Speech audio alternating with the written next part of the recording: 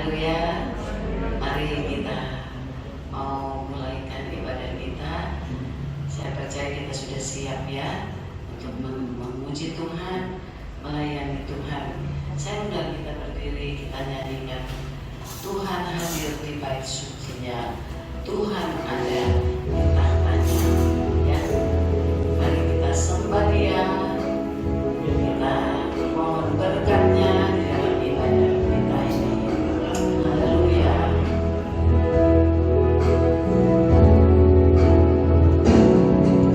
Tuhan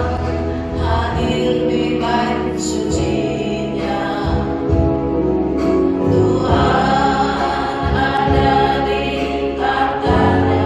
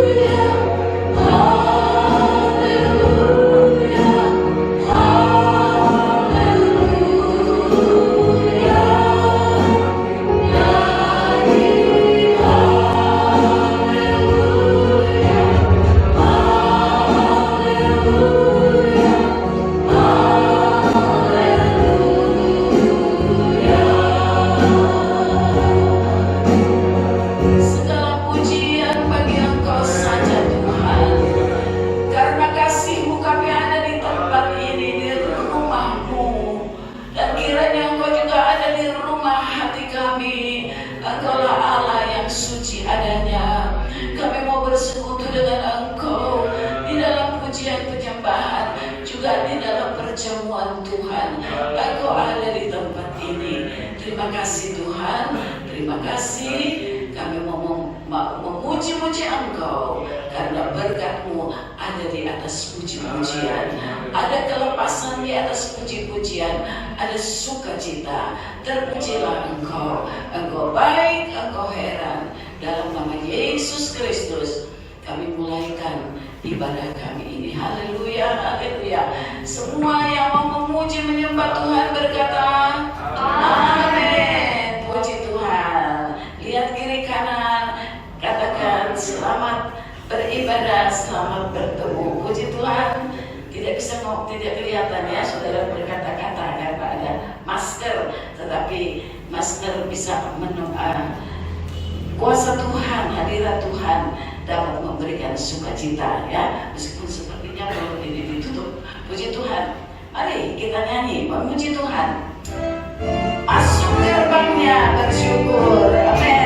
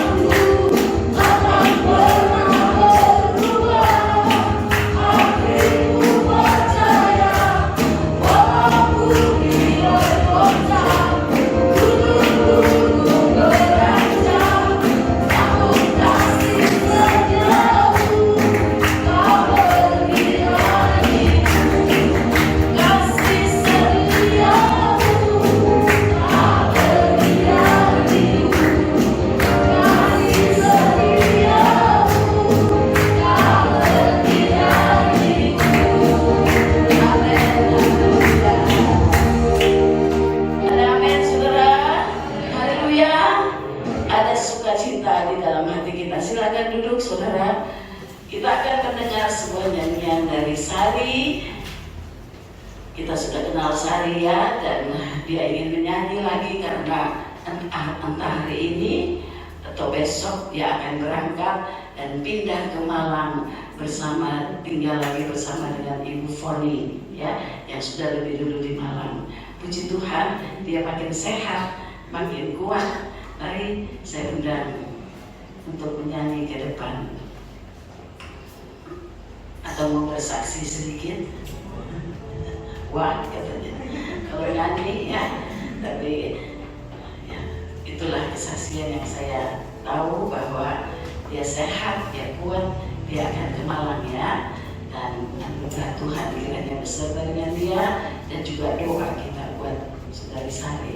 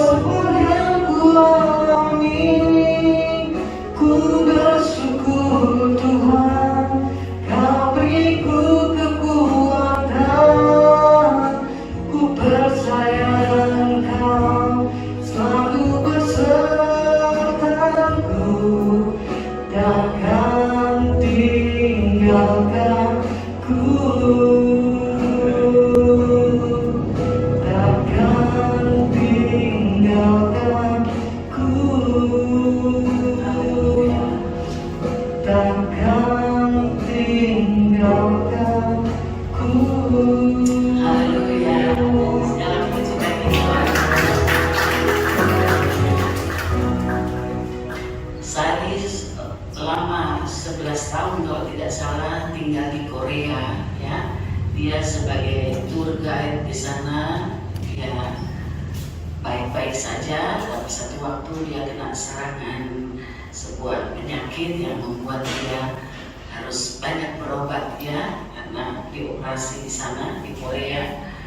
Dan begitulah keadaannya. Tapi nyanyian ini membuat dia kuat di dalam Tuhan. Seizin Tuhan, segala sesuatu yang kita alami ya, kita patut bersyukur ya. Saudara saya bersyukur dengan keadaannya, tapi dia selalu bersuka cita.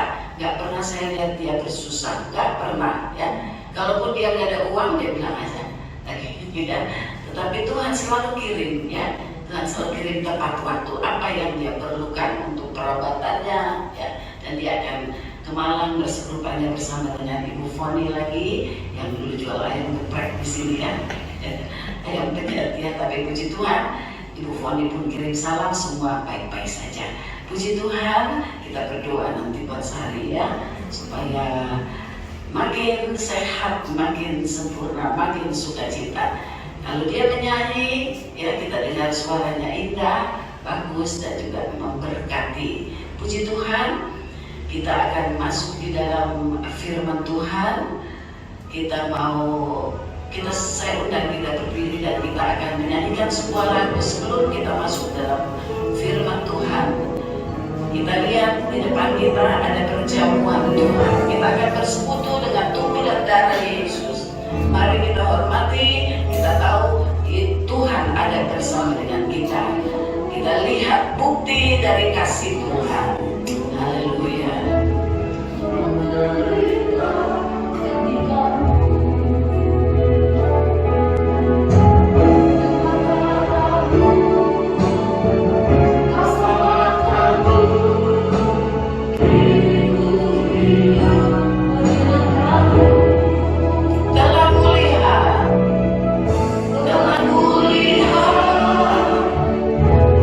Kasih-Mu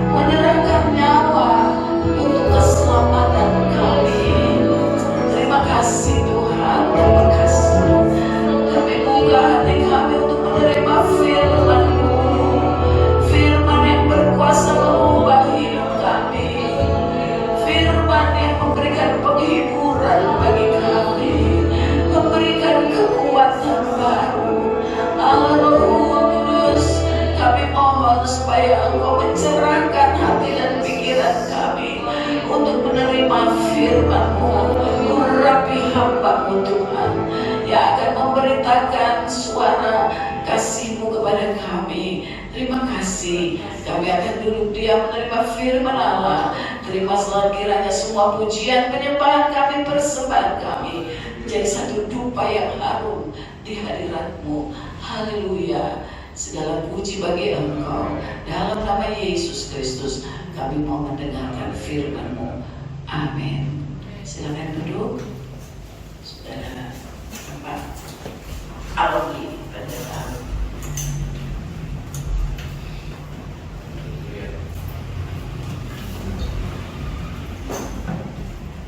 Ya, puji Tuhan, selamat pagi. Kembali kita bertemu ya, sama sejahtera dalam kasih Tuhan Yesus Kristus. Minggu lalu kita sudah mendengar juga dari saya ya, dan minggu ini pun demikian. Dan doakan besok besok sore saya kembali lagi ke Sidoarjo ya, dan terus doakan saya dan istri supaya kami senantiasa setia di dalam pelayanan dan senantiasa Tuhan kasih terus pewahyuan-pewahyuan yang baru. Karena saya percaya bahwa pekerjaan Tuhan itu progresif. Pekerjaan Tuhan itu selalu, firman Tuhan aja bilang, selalu baru setiap pagi. Artinya ada pengertian yang baru, walaupun firmannya tetap kita sudah pernah ulang-ulang, tapi pengertian baru itu harus kita punyai. Dan tentunya saya juga lihat di sini ada beberapa jemaat-jemaat yang lama, yang sejak saya sekolah minggu saya juga tetap setia, amin. Tetap setia dan tentunya punya hal-hal yang terus baru dari Tuhan. Firman Tuhan itu tidak pernah menjadi basi, tidak pernah lapuk. Dia selalu baru, memberi kekuatan baru, mendapatkan pewahyuan baru. Kita selalu segar. Ya, orang yang bersama dengan Tuhan itu selalu segar, saudara. Yang tatapan matanya bersinar, ya mukanya berseri-seri, itu orang dalam Tuhan. Selalu itu pasti. Puji Tuhan, haleluya. Doakan kami, saya dan istri, dan juga tentunya perjalanan saya pulang pada besok hari. Kalau nanti mungkin saya tidak bisa sempat bertegur sapa karena selesai saya firman Tuhan, saya mohon pamit, saya izin karena melayani di tempatnya Bapak Sugeng, ya pernah juga melayani di tempat ini. Saya layani di Bekasi langsung. Puji Tuhan, langsung saja kepada firman Tuhan. Saudara kasih dalam Tuhan, hidup ini penuh dengan keputusan, betul ya? Pasti ada begitu banyak keputusan yang kita ambil sejak kita bangun pagi. Ada keputusan, apalagi kalau mau ke gereja, keputusan untuk nanti naik apa, naik angkot kah, naik mobil kah, mobil yang mana, naik motor kah, motor yang mana, baju apa, dasi apa, macam-macam. Keputusan dari hal yang remeh-remeh sampai kepada hal yang penting. Banyak keputusan, kadang salah, kadang benar. Dan minggu lalu tentunya kita sudah belajar bagaimana kalau salah jangan takut ya. Manusia masih berbuat salah, tapi bagaimana kita deal dengan kesalahan itu, bagaimana kita menikmati atau bagaimana kita menyikapi satu kesalahan tersebut. Tetapi hidup kita penuh dengan keputusan, dan bagi saya itu keputusan itu adalah tanggung jawab pribadi kita, termasuk konsekuensinya. Jadi ketika kita mengambil satu keputusan, baik salah ataupun benar, pasti ada konsekuensinya. Itu merupakan jadi satu tanggung jawab pribadi dalam hidup kita. Nah, saudara, dalam peristiwa penyaliban Yesus, kita akan makan tubuh dan darah Tuhan yang ketika kita makan dengan iman. Ya, berbagai orang yang tidak melihat tapi percaya. Kita mungkin tidak melihat tubuh Kristus secara nyata, darah Kristus secara nyata, tapi dengan iman kita tahu itu nyata. Kita akan makan dan minum dengan darah Tuhan, dan itu mengingatkan kita kepada satu peristiwa penyaliban Yesus, ya. Dan peristiwa penyaliban Yesus bagi saya itu adalah satu peristiwa kemenangan besar bagi kita dan bentuk kekalahan iblis terbesar. Dan itu ketika peristiwa penyaliban Tuhan, ketika Yesus disalib, maka di saat itulah kita sebagai umat tebusan Tuhan, sebagai umat yang dibeli dengan harga yang mahal, lunas dibayar, kita menjadi orang-orang yang bebas, menjadi orang-orang yang tidak seharusnya itu terikat, yang tidak seharusnya punya ikatan-ikatan yang gak penting, yang seringkali kita sendiri yang ambil talinya, kita ikat tangan kita. Tapi sesungguhnya kita ini adalah orang-orang yang bebas. Kita punya keputusan untuk menjadi orang yang bebas. Karena sesungguhnya kita sudah ditebus, kita menjadi orang yang bebas. Dan status manusia yang terikat di dalam dosa itu berubah menjadi umat ketebusan Allah. Itu yang saya selalu selalu saya pegang di dalam hati saya, menjadi prinsip hidup saya, bahwa saya tidak pernah bisa diikat dengan apapun. Tidak pernah bisa diikat dengan kemarahan. Marah bisa, tapi diikat dengan kemarahan itu berbeda. Sedih bisa, tapi diikat dengan kesedihan tidak bisa. Kesel bisa, tapi diikat dengan kebencian bertahun-tahun nggak bisa. Karena saya sudah punya kuasa itu, saya memutuskan untuk menerima kuasa itu. Saudara yang kasih dalam Tuhan, pada saat ini tema kita adalah keputusan. Dan di dalam penyaliban Yesus itu ada banyak hal, bahkan di dalam hidup Yesus sebelum dia dipilih, sebelum dia disalib, dia itu membuat begitu banyak keputusan dalam hidupnya. Ingat ketika Yesus dicobai di padang gurun, ada keputusan mengubah batu. Yesus lagi puasa, lagi lapar, mengubah batu menjadi roti. Dia memutuskan, bisa aja, tapi dia tahu yang kehendak Tuhan itu bukan demikian. Lalu dia memilih untuk tidak mengubah. Lalu apalagi menjatuhkan diri dari hubungan baik Allah, ya. Dia memilih untuk tidak. Lalu menyembah iblis, kita tahu ya, pencobaan yang Yesus terima.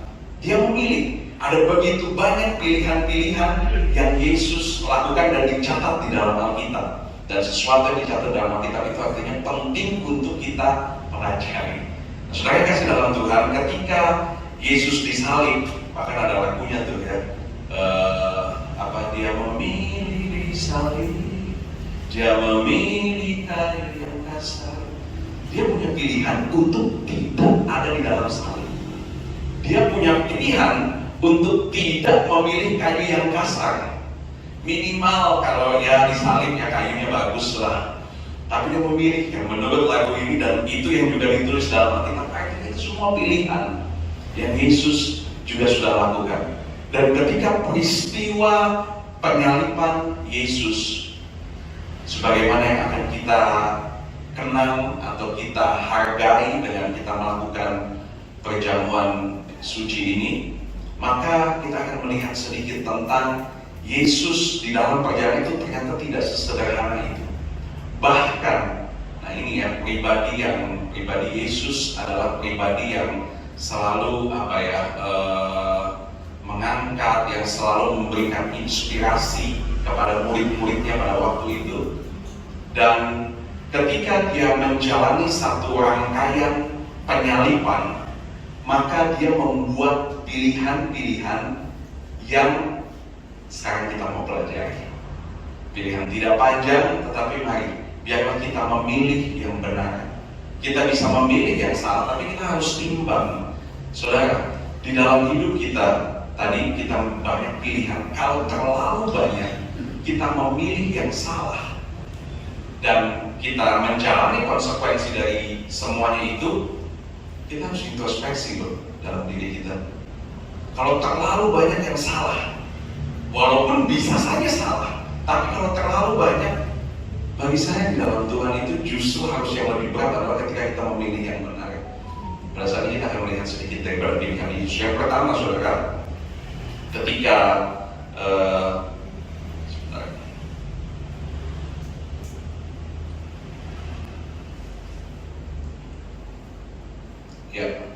di dalam Yohanes 13 ayatnya yang keempat sampai kelima.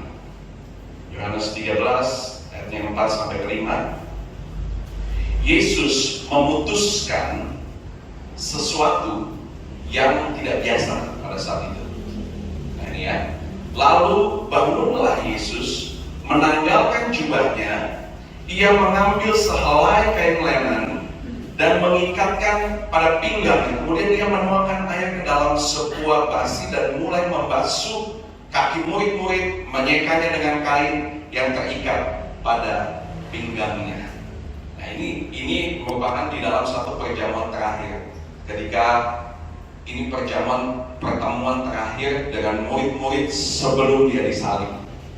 Dan ada satu yang pertama, Yesus memilih untuk membasuh kaki daripada murid-murid. Kita sudah kenal semua ceritanya. Nah saudara, membasuh kaki ya pada saat itu merupakan satu pekerjaan dari seorang pelayan ya di dalam satu perjamuan makan pada waktu itu. Tetapi pada saat itu, atau budak lah ya, tapi pada saat itu menjelang Paskah tidak ada pelayan. Dan tentunya ya pada saat yang sama tidak ada satupun dari para murid-murid untuk melakukan secara sukarela berinisiatif untuk membasuh kaki Yesus sebagai guru ya. Tetapi Yesus mengambil satu inisiatif dalam berbuat baik. Nah, ini yang juga saya rindu ya kita punyai gitu ya, sebagai seorang anak Tuhan yang dewasa dalam berbuat baik. Kita harus punya inisiatif yang kuat. Lebih dulu ya, pokoknya hal-hal yang baik kita berinisiatif untuk melakukan hal yang lebih baik. Nah, tetapi di sini yang saya mau angkat adalah ada banyak kemungkinan murid-murid itu nggak mau basuh. Mungkin namanya murid-murid, mungkin mereka saling gengsi untuk mengerjakan tugas ini. Namanya murid-murid yang banyak, mungkin mereka saling bersaing, nanti gengsi dong. Dan bahkan mereka justru berebut untuk duduk di tempat terhormat di dekat Yesus. Kalau saudara pelajari di dalam kitab Injil, 5 Injil, mereka berebut untuk duduk di tempat terbaik. Tetapi Yesus, dia memilih untuk membasuh kaki mereka satu demi satu. Bahkan di menjelang kematiannya, yang seharusnya mungkin namanya manusia pikirannya kacau, Yesus itu ketakutan. Nanti kita akan lihat juga Yesus ketakutan ada orang yang mengkhianati murid-murid, yang ada satu murid yang dia kasihi mengkhianati, duduk menjadi satu pribadi yang penting di dalam pelayanannya Yesus sebagai bendahara. Kita tahu ceritanya Yudas Iskariot. Tapi kemudian di tengah-tengah mungkin ketakutannya, dia memilih untuk membasuh kaki murid-murid. Dia sedang mengajarkan kerendahan hati. Saudara yang kasih dalam Tuhan, orang yang melakukan kehendak Allah harus punya kerendahan hati. Contohnya, untuk mengampuni harus punya dulu kerendahan hati. Untuk memaafkan, untuk mengalah, semuanya itu butuh kerendahan hati. Dan pada saat itu Yesus sedang tunjukkan kepada murid-muridnya, dia memutuskan, walaupun sebetulnya dia bisa saja tidak memutuskan itu, tetapi dia memutuskan sesuatu yang benar, yaitu membasuh kaki murid-murid. Supaya apa? Diajar kerendahan hati. Supaya kasih dalam Tuhan, banyak dari kita itu yang sulit untuk maju karena masih terikat sesuatu. Orang kalau maju itu firman Tuhan bilang, tanggalkan semua beban, tanggalkan semua sesuatu yang mungkin masih ada dalam hati kita, supaya kita majunya enteng, saudara. Supaya kita majunya tuh bebas.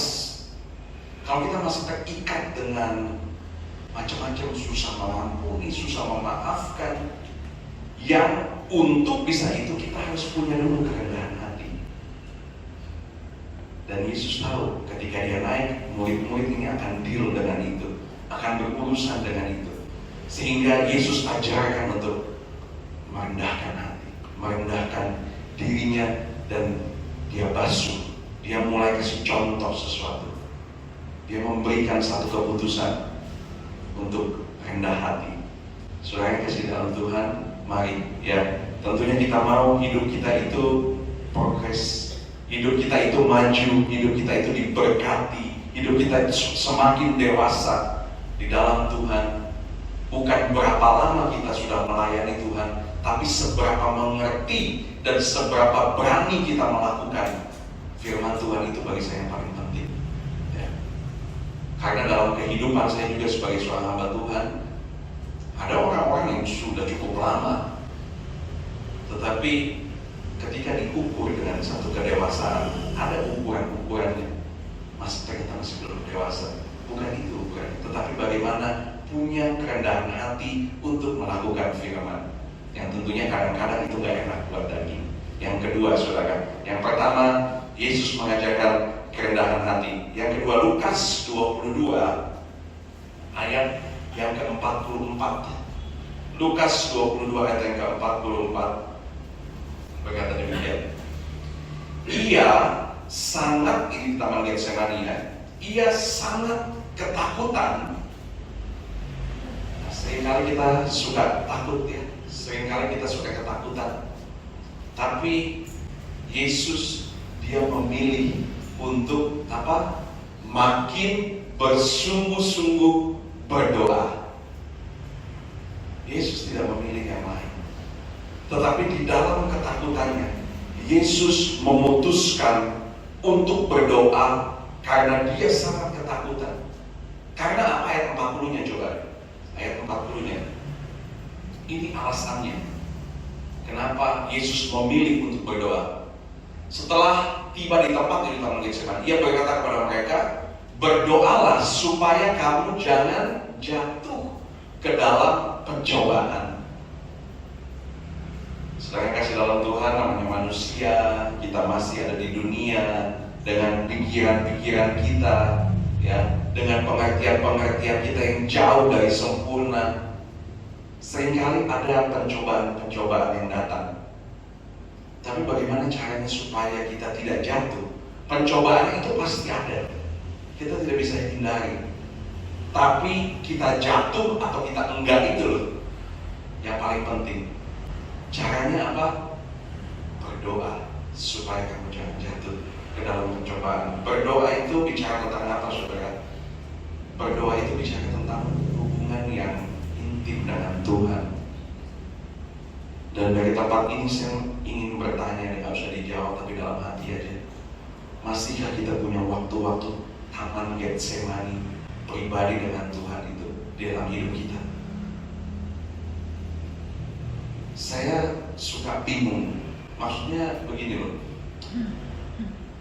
Kalau kita nggak punya waktu-waktu pribadi dengan Tuhan, bagaimana kita kuat dalam menjalani hidup ini? Itu aja.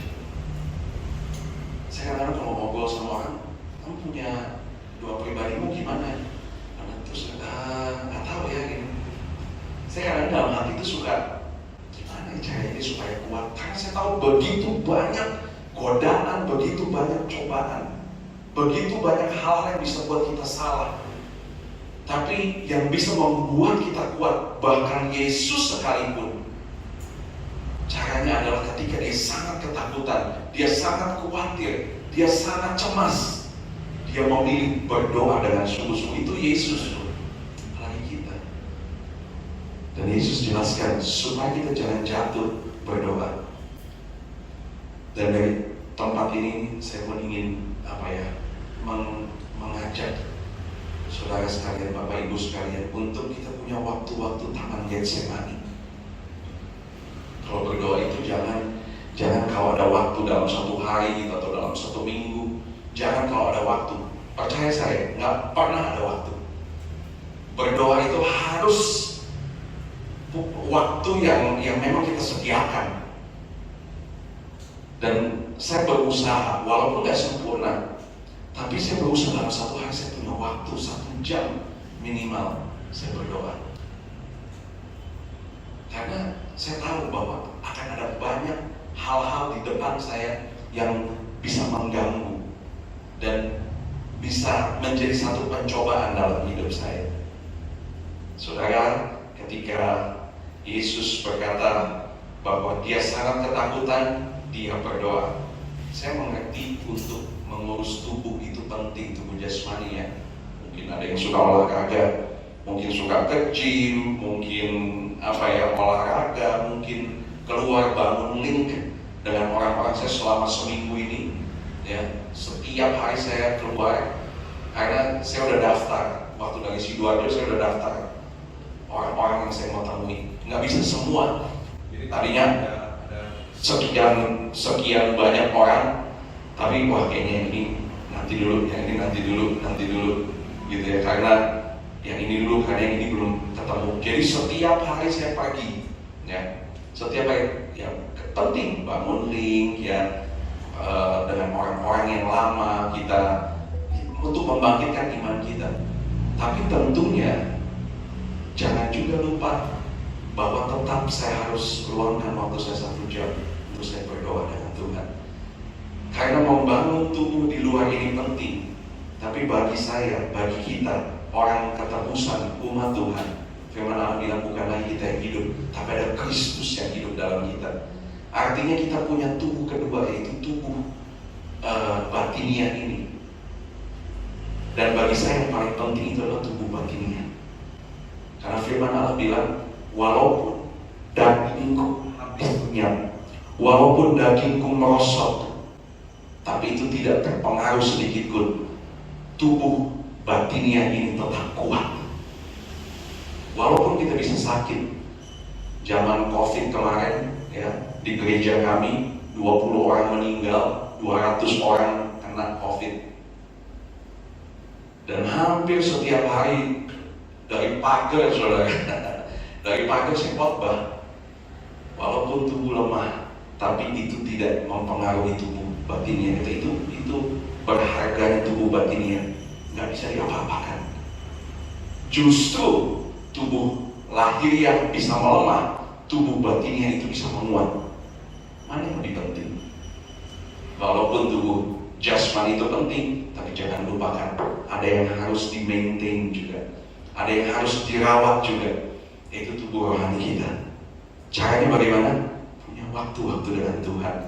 Taman Getsemani itu berdoa. Yang kedua, yang ketiga, saudara,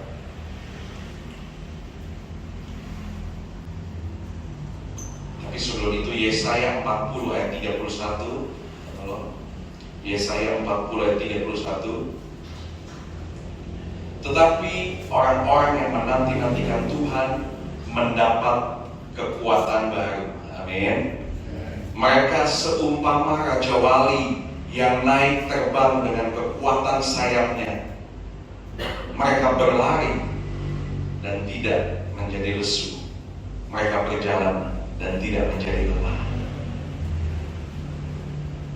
Itu orang yang menanti-nantikan Tuhan.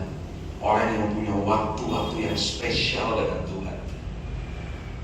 Dia jalan gak capek, dia lari gak capek. Tuhan bawa naik, dia tidak pernah kelelahan. Karena apa? Punya waktu yang khusus dengan Tuhan. Punya waktu taman Getsemani itu. Dan Yesus memutuskan sebelum dia disalib, dia memutuskan untuk berdoa di saat dia ketakutan. Yang ketiga, Lukas 23 ayat 34 ini sudah mulai masuk ke penyaliban. Dia disalib dan dia katakan demikian. Apa yang Yesus putuskan? Ayat 34. Lukas 23 ayat 34. Ya Bapa, ampunilah mereka. Ini satu perkataan yang terkenal ya. Sebab mereka tidak tahu apa yang mereka perbuat, dan mereka membuang undi untuk membagi pakaiannya. Ya Bapa, ampunilah mereka sebab mereka tidak tahu apa yang mereka perbuat. Yesus memutuskan untuk memberikan pengampunan, saudara. mungkin 20 detik saja. Ada nggak orang-orang yang kita mau ampuni pada saat ini? Ada banyak yang bilang, pernah saya suatu saat konseling dengan satu orang, satu keluarga muda. Dia datang kepada saya, dia katakan sulit untuk mengampuni suami saya, ya pasangan saya. Saya dengan istri saya di satu tempat, terus saya tanya, coba ceritain apa yang dia buat. Wah, dia ceritain semua gitu. Walaupun intinya bukan itu, saya sebenarnya nggak mau tahu apa yang terjadi, tapi biar dia keluar, dia cerita. Terus, wah nggak bisa mengampuni begini. Terus saya bilang, tahu nggak, mengampuni itu sebenarnya cuma satu caranya yang gampang. Walaupun udah susah bertahun-tahun, keputusan aja, ampuni atau tidak. Gitu. Jangan bilang saya bisa mengampuni tapi begini enggak. Ampuni atau tidak.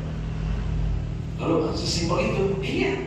Saya bilang coba, kamu bilang saya ampuni deh, saya ampuni. Dan dia lakukan itu. Dia lakukan saya ampuni deh. Minggu depannya dia bilang berubah. Dia rasa lebih tenang. Semua apa yang mungkin hal-hal yang dilakukan oleh pasangan itu masih mungkin menyakiti, tapi dia rasa sudah lebih lega. Dan mulai dari situ, walaupun belum sempurna, tapi Roh Kudus yang sempurnakan. Terus hari demi hari, saudara yang dalam Tuhan, mari ya 20 detik mungkin coba kita pikir siapa yang kita ampuni.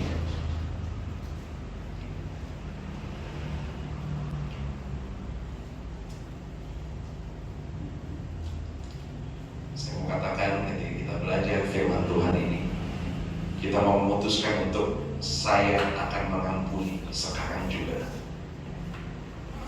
Dan lihatlah, akan ada perubahan.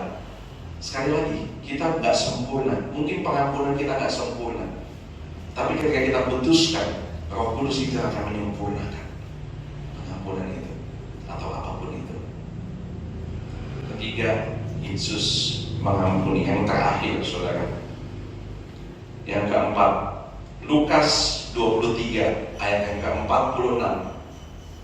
Lukas 23 ayat 46. Apa yang Yesus putuskan ketika dia disalib?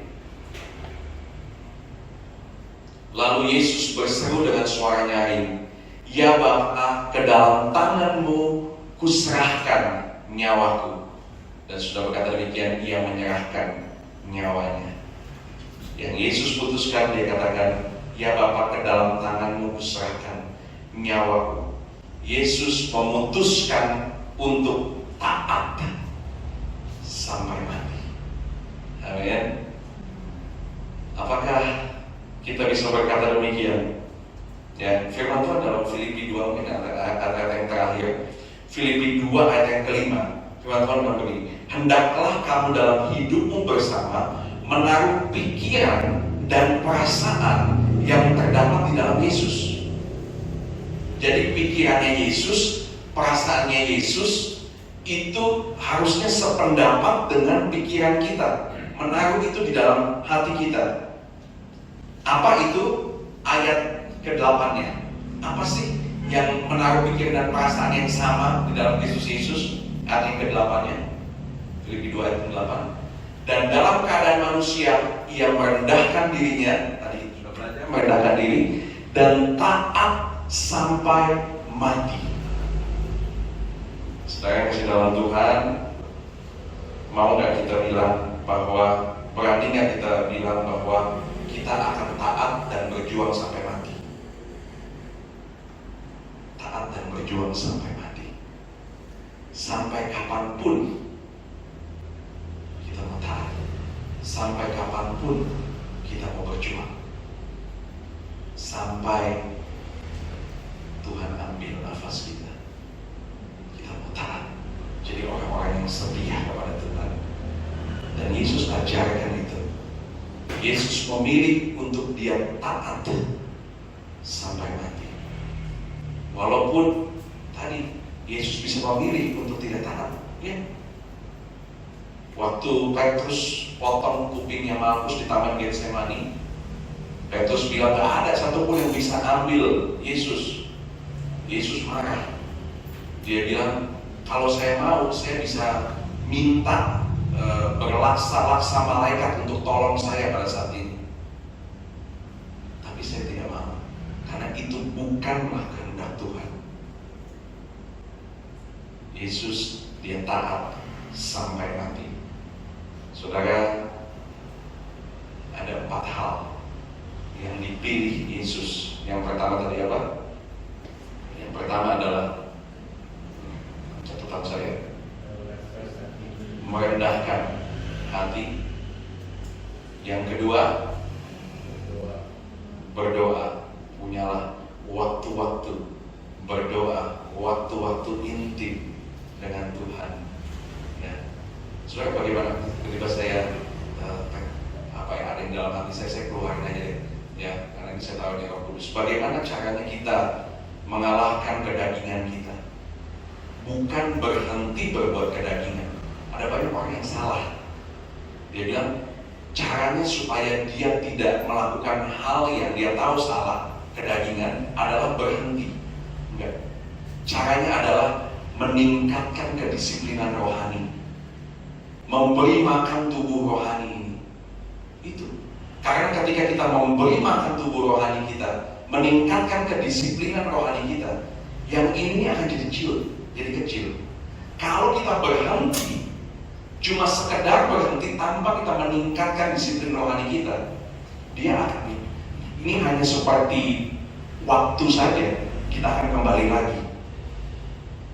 Tapi kalau kita berhenti, otomatis, atau bahkan saya mau katakan, kita nggak perlu berhenti, tapi kita tingkatkan kerohanian kita. Ini yang akan memakan habis kedagingan kita. Saya pernah bilang ada satu, tiba-tiba saya teringat, ada satu orang yang saya layani, hidupnya penuh dengan dosa. Dan setiap kemana-mana dia bilang bertobat. Ketika dia datang sama saya bilang, kamu gak usah bertobat, lakukan saja terus apa yang kamu lakukan. Tapi saya bilang, coba kamu lakukan ini, saya kasih baca Alkitab, doa, ini, lakukan yang benar ini. Loh, bisa emang jalan berbarengan, coba aja. Dia lakukan. Dan lama-lama tiba-tiba dia bilang sama saya, kok saya sekarang setiap minum gak enak ya? Gak enak karena setelah saya kalian firman, ada yang begini. Terus, saya tegur kamu gak? Enggak sih. Dan bahkan dia bilang, saya setiap mau melakukan ini, kok saya jadi rasa salah ya? Saya bilang, perubahan itu datang dari dirimu, bukan dari perkataan saya. Itu yang benar. Jadi intinya adalah tingkatkan saja disiplin rohani. Nanti dengan sendirinya firman itu tidak pernah terbuang percuma. Dia akan menegur dengan pelan. Dia akan menegur dengan lembut. Karena kedua hal itu tidak bisa berjalan bersamaan. Ketika ada kekudusan, api kekudusan itu akan membakar hal-hal yang najis. Yang kedua tadi berdoa. Yang ketiga, memutuskan untuk memberi pengampunan. Dan yang terakhir, keempat, kita mau taat sampai mati. Amin. Kalau kita tetap setia, setialah. Setia sampai mati. Puji Tuhan. Mari main musik. Karena salibmu ku hidup, karena salibmu ku menang. Ayo. Saudara yang kasih dalam Tuhan, hanya salib Tuhan yang membuat kita menang. Karena salib Tuhan membuat kita hidup. Kita sudah dibayar ya. Kita ini berharga ya. Masakan sesuatu yang berharga ya, kita permainkan. Saya rasa kalau di sini mungkin ada mobil yang berharga atau sesuatu yang kita anggap berharga, pasti kita akan jaga baik-baik. Dan seringkali iblis tuduh kita untuk bilang hidup kita nggak berharga. Harga yang paling mahal yang ada di dunia ini adalah ketika ada orang yang mau mati buat kita. Betapa berharganya hidup kita. Ya, mau nolong kita aja, itu orang itu senang banget. Ya, saya suka lihat di YouTube ada seorang artis di New York. dia itu suka duduk di dalam satu kereta dan dia gambar random people, orang di depannya itu dia gambar. Dia nggak tahu, tapi gambarnya bagus sekali. Nah, dia gambar 10 menit, setelah dia gambar 10 menit, tiba-tiba dia kasih gambar itu, ini kamu. Ketika dia terima, mereka terima, banyak yang nangis karena merasa dihargai. Wah, aduh, tiba-tiba mereka nangis, nggak pernah ada orang yang hargai ini sampai gambar diri saya begini, orang yang saya nggak kenal lagi. Apalagi Yesus, serupa dengan gambar Tuhan kita, bahkan kita ditebus dengan darahnya. Ketika kita merasa bahwa hidup kita itu berharga, saya percaya kita nggak akan main-main dengan hidup kita. Kita akan serius dengan Tuhan dan bahkan taat sampai mati. Puji Tuhan, karena salibmu ku hidup. Karena salibmu ku hidup. Karena salibmu ku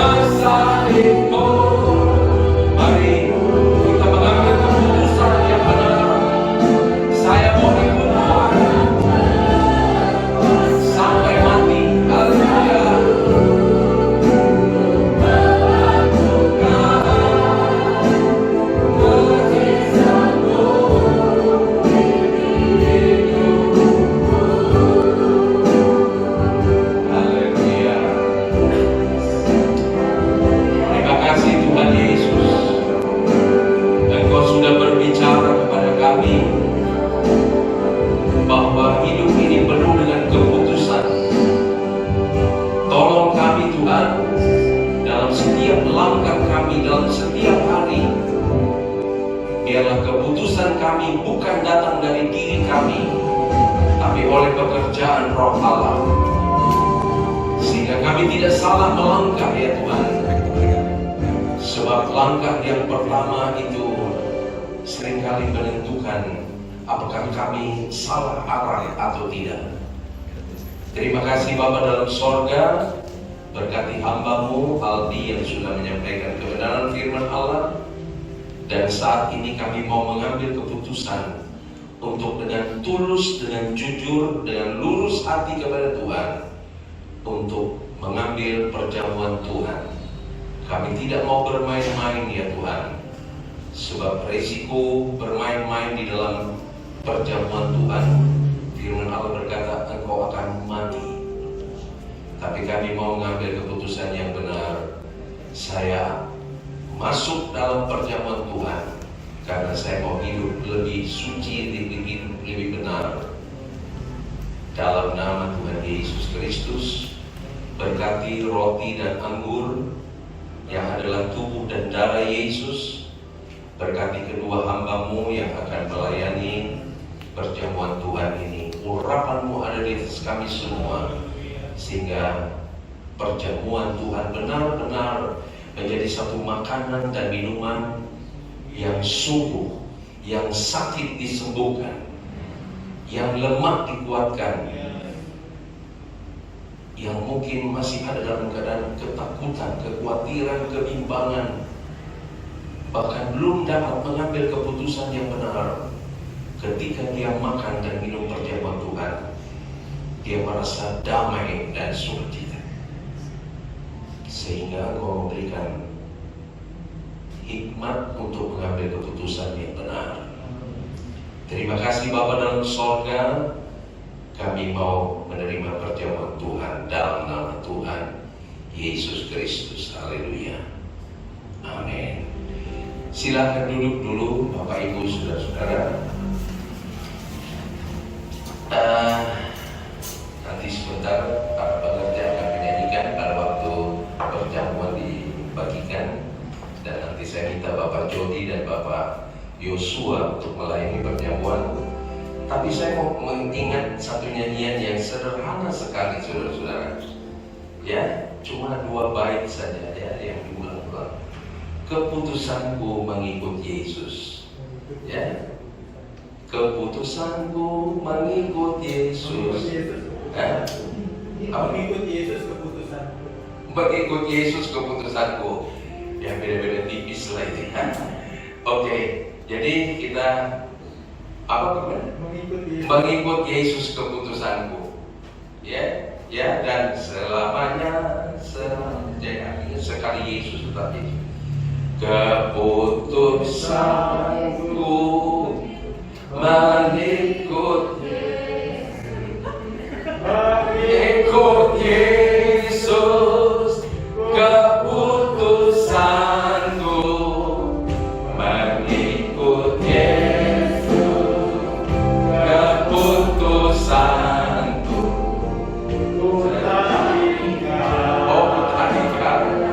serahkan. Ayo mari ikut Yesus, keputusanku mengikut Yesus, keputusanku mengikut Yesus, keputusanku ku tak ingkar, ku tak ingkar. Sekali lagi keputusanku, keputusanku. Ada bahasa Inggrisnya, silakan Ibu Alda berkati.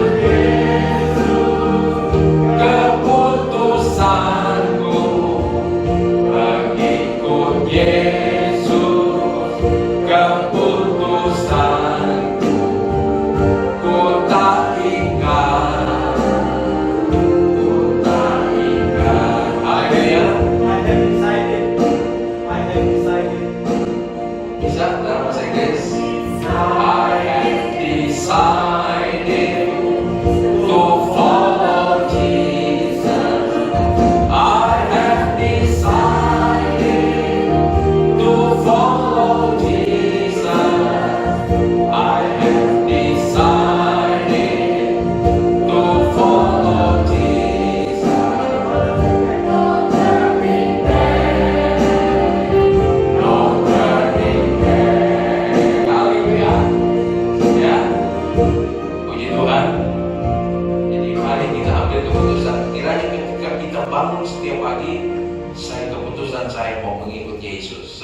penting, saudara-saudara. Ya, ada orang-orang yang sudah lama mengikuti Yesus, tiba-tiba bisa berubah, saudara-saudara. Ya, dia ikut yang lain, saudara-saudara.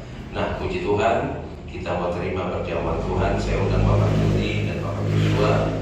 Mari kita layani perjamuan Tuhan dan kita dengarkan pujian dari para pengerja.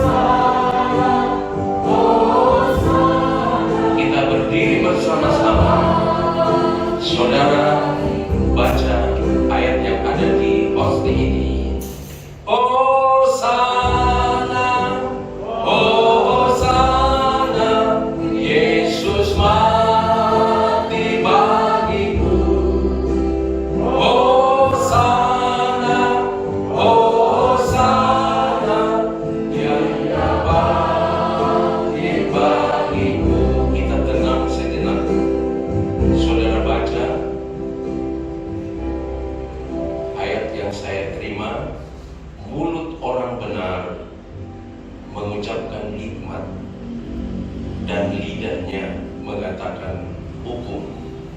Mazmur 37 ayat 30. Sekali lagi, mulut orang benar mengucapkan hikmat dan lidahnya mengatakan hukum.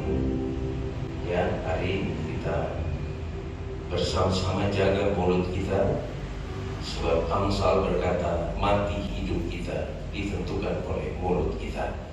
Kita nyanyikan lagi sekali lagi nyanyian ini dari awal, ya, sambil kita merenungkan betapa hebatnya keputusan Yesus buat saudara dan saya.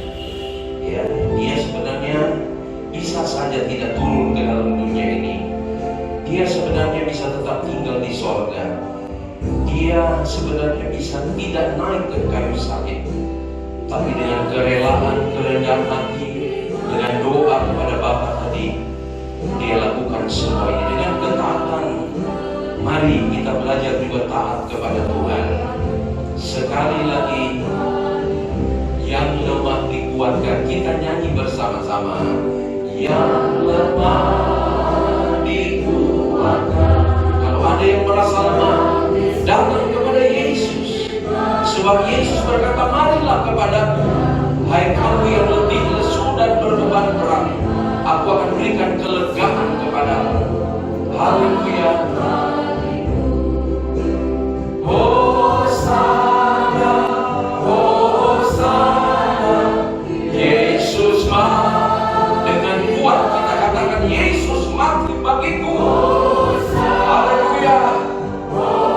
Amin. Harga yang dia bayar itu mahal, nyawanya.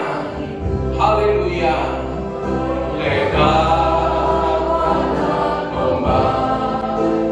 Dihapuskan dosa yang merah seperti kermising sekalipun, dosa yang merah padam, dia hapuskan menjadi putih seperti salju. Katakan hosana kepada Tuhan. Hosana, hosana, Yesus mati bagiku. Hosana, hosana, dia sekali. Katakan dia mati bagiku. Hosana, hosana, Yesus mati. Terima kasih Tuhan. Haleluya. Aku juga mau mati bagi Engkau ya Tuhan. Haleluya.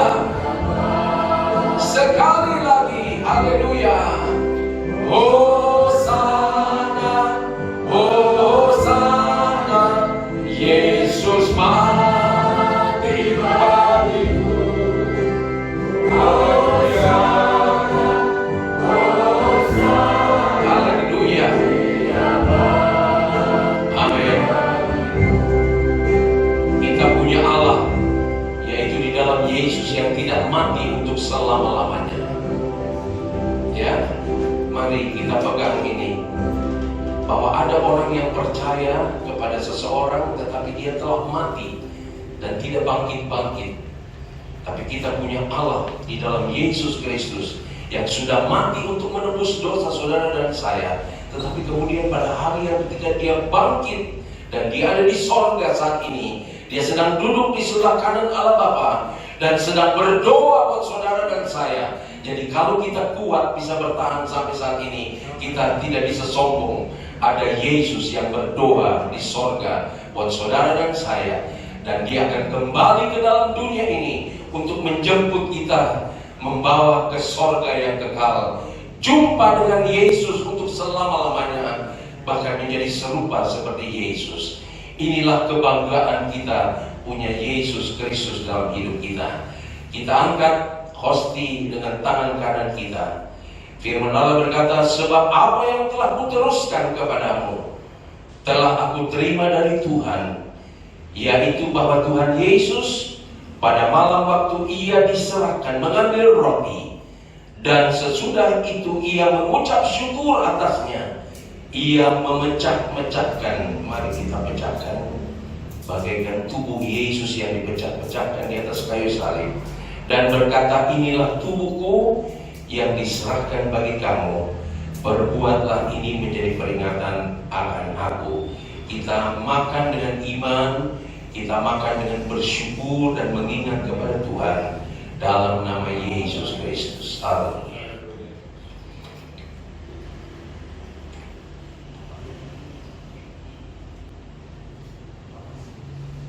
Terima kasih Tuhan. Terima kasih Tuhan. Keputusan yang suci, keputusan yang benar, Engkau sudah lakukan bagi kami. Kiranya dengan kami makan roti dan darah Yesus, Tuhan bimbing kami supaya dalam keputusan yang kami ambil setiap hari di tengah-tengah dunia yang hiruk pikuk ini, yang penuh dengan kebisingan, yang penuh dengan tawaran-tawaran yang nampaknya manis tetapi berakhir dengan dosa. Tuhan tolong kami supaya keputusan yang kami ambil setiap hari datang dari Roh Kudus. Kita angkat cawan dengan tangan kanan kita. Firman Allah berkata, demikian juga ia mengambil cawan. Sesudah makan, ia berkata, cawan ini adalah perjanjian baru yang dimeteraikan oleh darahku. Perbuatlah ini setiap kali kamu meminumnya menjadi peringatan akan aku. Sebab setiap kali kamu makan roti ini dan minum cawan ini, kamu memberitakan kematian Tuhan sampai ia datang. Kita minum dengan iman, kita minum dengan percaya sambil memandang kepada Tuhan dan bersyukur dalam nama Tuhan Yesus Kristus. Haleluya. Haleluya. Kita berikan kemuliaan bagi Tuhan. Terima kasih Tuhan. Engkau baik Tuhan, Engkau baik. Haleluya. Kita nyanyikan cinta besar. Cinta besar. Haleluya. Biarlah kita memiliki cinta kepada Tuhan yang sangat besar, sehingga dalam keputusan cinta daripada Tuhan yang membimbing kita. Cinta besar, ingat kepada cinta Tuhan. Ya cinta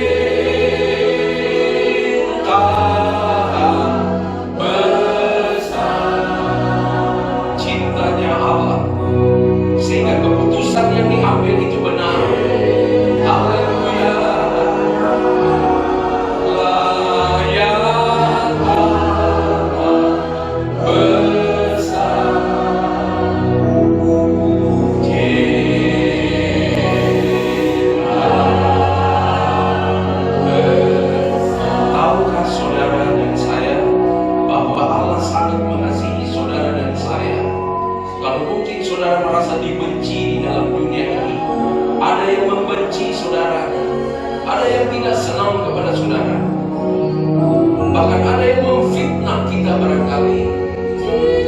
Ingat, Tuhan mengasihi saudara, Tuhan mencintai saudara.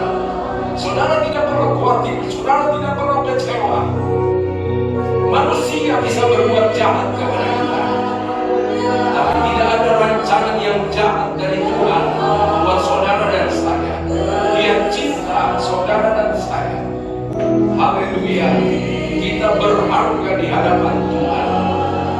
Katakan sekali lagi, begitu besar cintanya Tuhan kepada saudara dan saya. Ya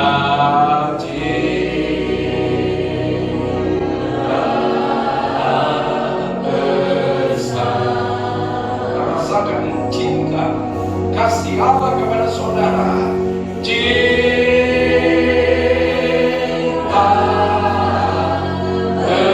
besar, rasakan cinta Tuhan. Oh cinta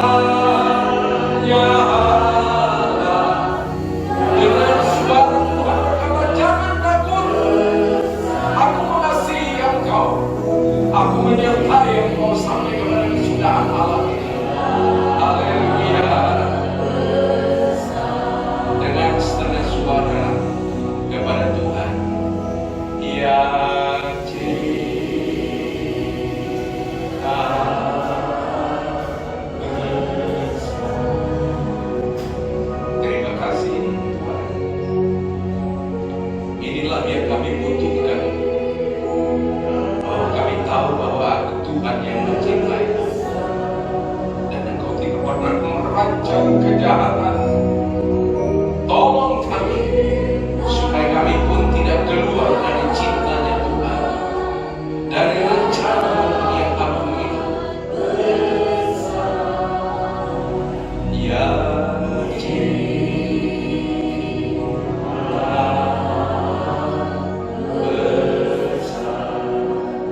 Bapa di dalam sorga, mulut kami terlalu kecil untuk menyatakan kami cinta kepadamu juga ya Tuhan. Karena Engkau terlebih dahulu mengasihi kami, mencintai kami. Pada waktu kami masih hidup dalam dosa, Engkau sudah mengasihi kami. Engkau sudah rela datang ke dalam dunia ini. Engkau yang kaya menjadi miskin, supaya kami yang miskin diperkayakan di dalam Tuhan. Terima kasih Tuhan. Kami yang lemah Engkau kuatkan, karena Engkau yang kuat telah datang dalam kelemahan ke dalam dunia ini untuk menguatkan kami. Kami yang tadinya buta, Engkau datang untuk mencelitkan mata rohani kami, untuk dapat melihat bahwa betapa besar kasih Allah kepada seisi dunia ini, dan juga secara pribadi. Terima kasih Bapa di dalam sorga. Angkat segala kebimbangan, ketakutan kami, angkat segala ketidakpercayaan kami kepadamu. Teguhkan hati kami senantiasa bahwa Engkau adalah Tuhan yang akan menyertai kami sampai kepada kesudahan alam. Kami ada di penghujung tahun 2021 ya Tuhan. Biarlah kami tetap teguh bahwa percaya tahun akan berganti, bulan akan berganti, hari akan berganti, tapi kasih-Mu, cinta-Mu tidak pernah berubah untuk selama-lamanya. Bapa dalam sorga, kami terus berdoa buat pemerintah kami, Bapak Presiden, Wakil Presiden dengan seluruh kabinet dan jajarannya yang berusaha dengan keras ya Tuhan menghadapi COVID ini. Tuhan tolong berikan kekuatan dan hikmat kepada mereka, dan biarlah COVID ini dapat dipatahkan pada waktunya Tuhan. Kami juga berdoa buat para dokter, para medis. Tuhan tolong supaya mereka tetap bekerja dengan setia.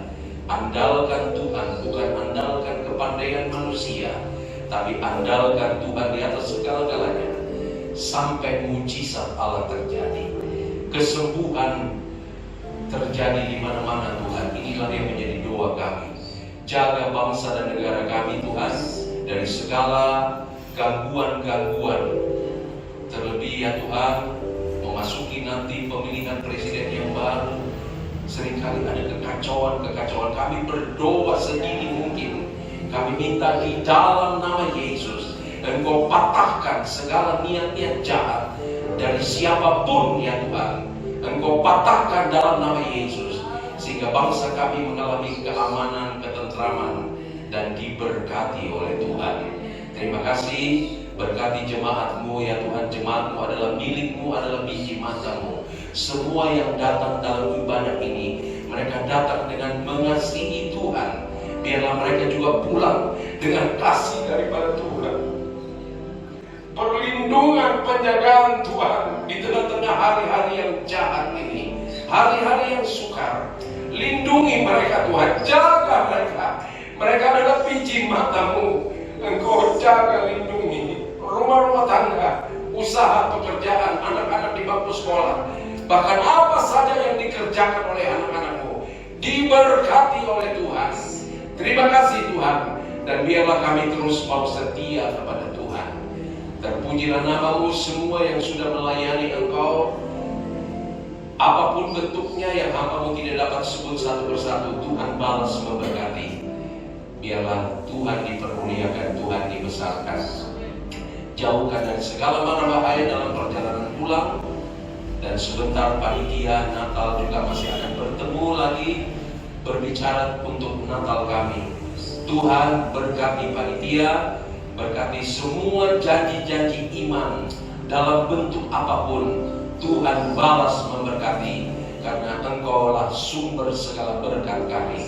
Terima kasih. Dan oleh sebab itu Bapak Ibu Saudara-saudara sekalian yang akan pulang sebentar, pulanglah dengan membawa berkat daripada Allah Bapa, kasih sayang daripada Yesus Kristus, dan persekutuan di dalam Roh Kudus sekarang sampai selama-lamanya. Dan berkat ini kita terima dalam nama Tuhan Yesus Kristus, dan semua yang diberkati dan dikasihi Tuhan berkata amin.